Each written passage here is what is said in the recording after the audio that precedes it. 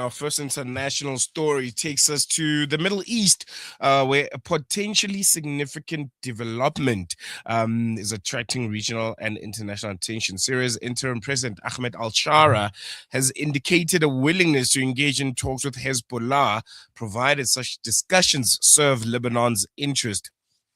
The comments came at a time where Lebanon continues to grapple with a lot of political uncertainties, economic hardship, and security challenges, while the wider region remains on edge amid ongoing conflicts and shifting alliances. And we're going to be unpacking what that means. What could those developments look like? We're going to be having a conversation with someone that is our go-to when Syria is in the conversation, South African educator and humanitarian living out in Syria, Maseeha Saloojee, who's joining us via our virtual platform. Maseeha, just so much for joining us. Welcome to News and Views. Always a pleasure. Thank you for having me. Always a pleasure being with you guys. No, pleasure's all ours. And I want us to jump right into it. First and foremost, what do you make of this development? Syria's interim president Ahmed al-Shara indicating a willingness to engage in talks with Hezbollah. What does that mean? What purpose could it serve?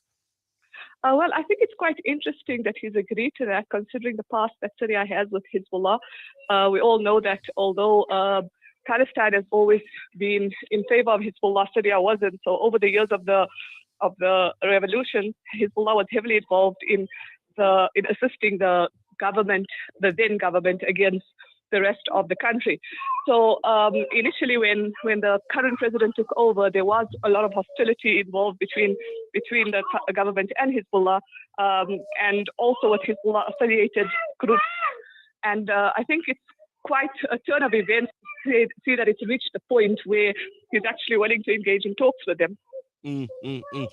From your perspective and being in Syria, how do you think this new leadership has almost altered the country's approach to regional diplomacy? Which direction have they taken the country from your perspective?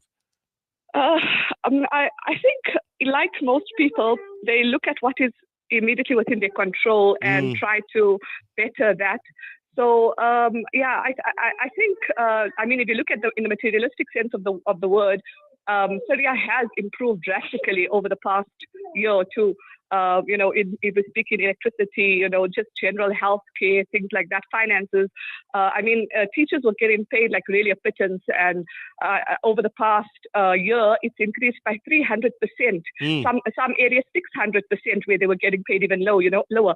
So I think in terms of the materialistic sense, things have really, really, really changed for the general civilians in Syria. What that would mean in the wider scope of things, it's still to be seen. There's still a lot of unrest in Syria as well. There's the Druze in Sueda who are really backing Israel at the moment and trying to have their own state within Syria. So what will happen going forward? Well, I think diplomacy is a very, very important role to play in these events, but there's only so much of bending over and just accepting that you can do. And I think with Israel, they've just been poking as well. Whether that will continue to happen and whether they will be allowed to continue, I guess we will have to see what comes from that. And the decision to engage directly with Hezbollah and not the Lebanese government, what do you make of that? Because I think when it comes to Lebanon, it's always one or the other. Unfortunately, do you think maybe engagements with the Lebanese government also do matter and potentially could be a direction that the current Syrian government could take? The government had been involved in conversations with the Lebanese government over the past couple of years, and initially everything was, because Hezbollah has always been viewed as an enemy group by both the Lebanese government and the Syrian government. Most of their conversations was around trying to clear up the mess that Hezbollah had made in these two states. So I think, even going forward, if they are involved in conversations with Hezbollah, I believe it would be a three-party conversation where they'd be speaking to the government and Hezbollah rather than just them by themselves unilaterally making any decisions in regards to Hezbollah. And I'm pretty sure, the large part of those talks would obviously be the ongoing conflict involving Israel and Hezbollah and Israel's presence in Lebanon. Where do you think the Syrian government would want to take that conversation? Hezbollah has been quite unequivocal when it comes to the negotiations, how much they're willing to give away, how much they're willing to take when it comes to a ceasefire being realized, and that ultimately saw those discussions collapsing. What would Syria advise at this point? One of the messes that occurred because of Israel also invading Lebanon is the amount of, in terms of Syria's involvement, is that there's been a massive influx of refugees from Lebanon into Syria. So this is another reason why the Syrian government wants to get involved, is because they also obviously want to stem that flow as well and try and control the population. So in terms of Hezbollah and Israel, obviously they have a very,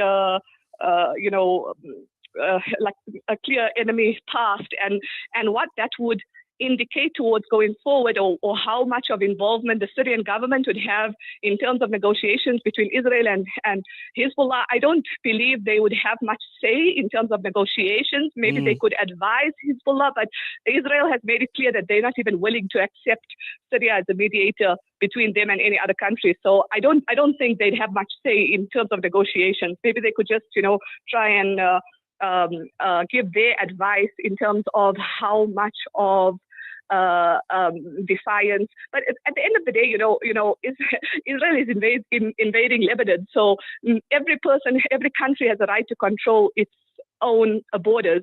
And I think you can't blame Hezbollah for fighting within Lebanon against Israel. And I don't think there should be any stop put to that. So it would be quite interesting to see, and I don't think any of us can really determine how talks would go, but it would be quite interesting to see what will come of these talks after Syria and Hezbollah talk.